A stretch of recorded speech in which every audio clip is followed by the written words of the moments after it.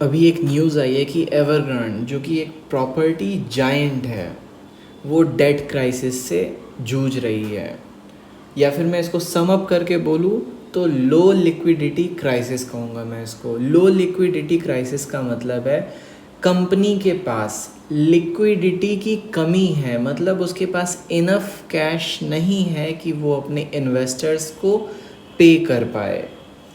इस कंपनी ने 1996 में अपनी शुरुआत की थी as a real estate developer, और ये कंपनी बहुत अच्छी परफॉर्म कर रही थी। इसने अच्छे अच्छे और बड़े बड़े property, home, real estate developments या फिर जो भी रहने की जगह है उसको डेवलप किया। लेकिन ये इतनी बड़ी डेट क्राइसिस से कैसे जूझ रही है, या फिर मैं कहूँ कि लिक्विडिटी क्राइसिस कैसे आ गई। यहाँ पे बताया जा रहा है कि $305 बिलियन का इनके ऊपर रीपेमेंट, जो लोन है वो रीपे करना है इनको, और ये अभी रीपे नहीं कर पा रहे हैं। और ओवरऑल लायबिलिटी की मैं बात करूँ तो इट इज़ क्रॉसिंग $1 ट्रिलियन। तो ये इनिशिएट कैसे हुआ, ये स्टार्ट कैसे हुआ? तो फर्स्ट ऑफ ऑल इस बात को आपको क्लियर रखना है कि company is suffering from low liquidity. Low liquidity का मतलब है इनके पास इतने पैसे नहीं हैं कि ये अपने लाइबिलिटी को, ये जो इन्वेस्टर्स हैं जिन्होंने पैसा दिया है इनको, उनको पे कर पाएँ। तो इनका जो क्राइसिस है वो स्टार्ट हुआ बॉन्ड होल्डिंग से। इन्होंने इन्वेस्टर्स से, हमारे आपके जैसे इन्वेस्टर्स से पहले ही पैसे ले लिए और हमें प्रॉमिस कर दिया कि हम आपको घर बना के देंगे। तो जितने भी लोग हैं जिनको अभी होम्स चाहिए, तो उस समय सस्ते दामों पे अपने अपने पैसों को डिपॉजिट करके ओवर द टाइम उन्होंने कहा कि हम 8 साल के बाद आपको आपका घर दे देंगे, 10 साल के बाद आपको आपका घर दे देंगे, आप थोड़ा थोड़ा जमा कीजिए। तो यहाँ तक तो ठीक था, यहाँ तक ये कंपनी वेल फंक्शन कर रही थी। यहाँ पे इसने डिफ़ॉल्ट कहाँ कर दिया, तो डिफ़ॉल्ट आ गया इनके अनकंट्रोल्ड डाइवर्सिफिकेशन में। मैं फिर से इस टर्म को यूज़ करूँगा, अनकंट्रोल्ड डाइवर्सिफिकेशन। इनको हर चीज़ करना था, ask me everything.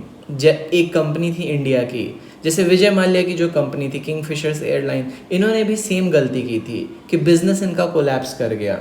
Diversification in business एक एक्सपेंशन होता है, और एक्सपेंशन जब भी करते हो तो रिसोर्स रिक्वायर्ड होता है। तो रिसोर्सेज इनको मिल रहे थे इन्वेस्टर्स से, लेकिन इन्वेस्टर्स का पैसा इनको डेवलपमेंट में ना लगा के इन्होंने electric vehicles, sports, theme parks, food, water और भी जाने कितनी सारी चीज़ें इन्होंने खुद की स्टार्ट कर दी। ये हांगकांग में लिस्टेड है, और इनकी जो लायबिलिटी है, एक बिज़नेस को रन करने के लिए ऑपरेटिंग कैश फ्लो चाहिए। मतलब एक बिज़नेस है तो उसको कॉन्स्टेंटली रन करने के लिए आपको उसमें पैसा डालना पड़ता है। इनको जो पैसा मिल रहा था इन्वेस्टर्स से वो मिल रहा था रियल स्टेट के डेवलपमेंट के लिए, पर इन्होंने उन फंड्स को चैनलाइज कर दिया सेवरल डिफरेंट बिजनेसेस में। अब वो बिजनेस ऑपरेटिंग कैश फ्लो मांग रहे हैं, वो कह रहे हैं कि दो, मुझे पैसे दो, जब तक नहीं दोगे मैं नहीं चलूँगा।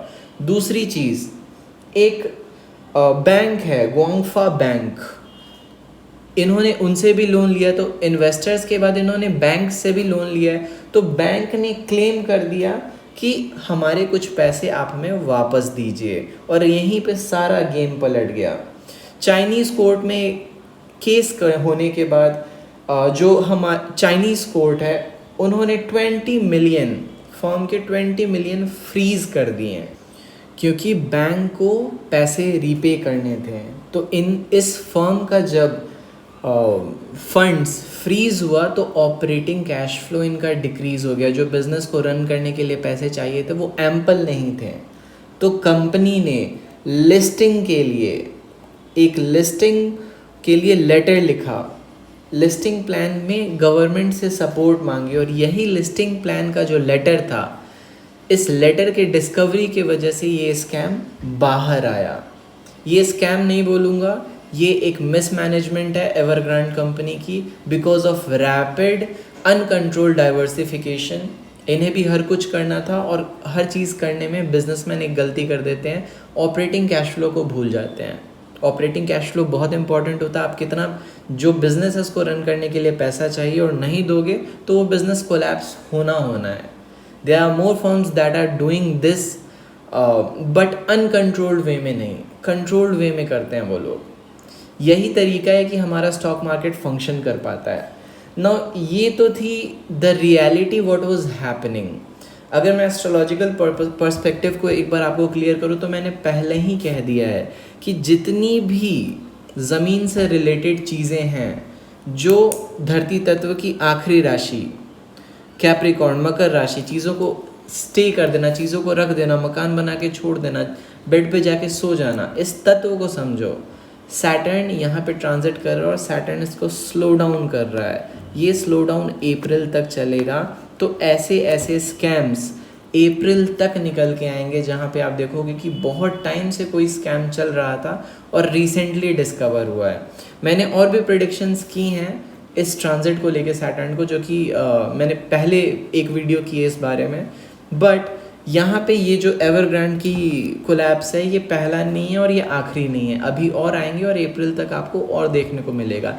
तो चेंज क्या होगा, 2 अक्टूबर को कृतिका नक्षत्र में राहु का ट्रांजिट, जैसे ही ये राहु में ट्रांजिट करेगा चीज़ें तोड़ने लगेगा, ये चीज़ें टूटने लग, टेरिटोरियल डिस्प्यूट्स, वोल्केनिक एरप्शंस अभी कैनरी आइलैंड में आया था और ये स्टार्ट हुआ है, तो वोल्केनिक एरप्शंस बढ़ते चले जाएंगे, लड़ाई झगड़े विवाद, तो इन सब चीज़ों से बच के रहना है। So this is my analysis on Evergrande debt crisis. For more stay tuned and subscribe.